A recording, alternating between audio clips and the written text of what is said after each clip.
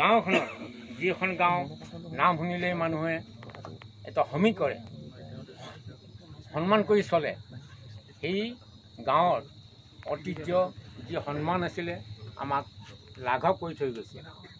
গতিকে আমি ইয়াৰ এটা উচিত তদন্ত বিচাৰি আমি ইস্পাতপত্ৰ দিব লাগিব।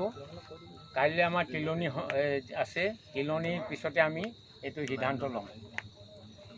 বিশেষকৈ এতিয়া আৰু আমি এইটোৱে তেখেতৰ আত্মা সদ্গতিৰ অৰ্থে কামনা কৰিম। গতিকে সকলো উপস্থিত আমাৰ যুৱকসকল, আমাৰ মহিলাসকল আৰু খুব অমায়িক ভাল ল'ৰা আছিলে। ল'ৰাটো ঢুকুৱাত আমি বহুত মৰ্মাহত।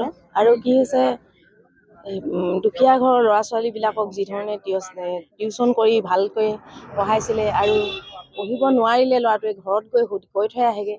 তেনেকৈ মই আগতে মোৰ ছোৱালীজনী দিছিলোঁ টিউশ্যনত, তেনেকৈও মোক বহুতখিনি সহায় কৰিছিলে। আৰু বিশেষকৈ কি হ'ল, সমাজৰ কাম বহুত কৰিছিলে, সামাজিক কামবোৰ। এতিয়া বিহুৱে বাৰু এনেকুৱা কিবা কিবি এনেকুৱা অনুষ্ঠান, ধৰ্মীয় অনুষ্ঠানেই হওক বা সকলোতে তেওঁ অৱদান আছে, বহুতখিনি কাম কৰি গ'ল। আৰু তেখেতৰ মানে মৃত্যুত আমি সঁচাকৈ বহুত দুখী অনুভৱ কৰিছোঁ। বহুত মানে আমি কেনেকুৱা এজন ল'ৰা সঁচাকৈয়ে জেৰাই গাঁৱত নেপাম। আচলতে ইমান ভাল ল'ৰা এজন, মানে ডিউটিলৈ যায়, তাৰ উপৰিও আকৌ টিউশ্যনো কৰে। ল'ৰা ছোৱালীখিনি এতিয়া আধৰুৱা হ'ল, সপোনবোৰ আধৰুৱা হৈ গ'ল ল'ৰা ছোৱালীবোৰ।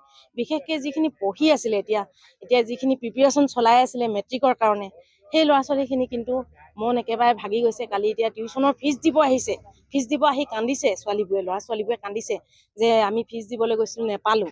আজি মোৰে তেনেকুৱা সম্বন্ধীয় এজনী ফোন কৰিছে, মোৰ ভতিজাজনীয়ে বোলে টিউশ্যনৰ ফিজ দিব গৈছিলে, ফিজ দিব নেপালে। কেনেকুৱা ধৰণৰ দুখ লগা বিষয় কালি দিনটোত। কিন্তু যদি এনেকুৱাখিনি মৃত্যু হৈছে, যেনেকৈ মাৰিছে, তেখেতক কিন্তু শাস্তি দিবই লাগে, তাৰে কামনা কৰিছোঁ।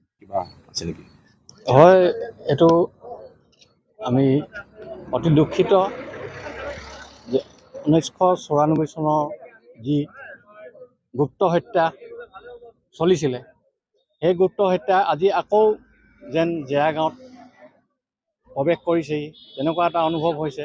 যে গাঁওবাসী হিচাপে সকলো ৰাইজ কি ধৰণে নিশা কটাব, তাৰ ওপৰত লক্ষ্য কৰি প্ৰশাসনক মই অনুৰোধ জনাইছোঁ, চৰকাৰক অনুৰোধ জনাইছোঁ যে চৰকাৰে এই সাধাৰণ শ্ৰেণীৰ মানুহক এক নিৰাপত্তা দি ৰাইজক আশ্বস্ত কৰিব বুলি অনুৰোধ জনাইছোঁ। এইদৰে যোৱাকালি যিটো হত্যাকাণ্ড সংঘটিত হ'ল, তাৰ বাবে আমি সকলোৱে দুখিত।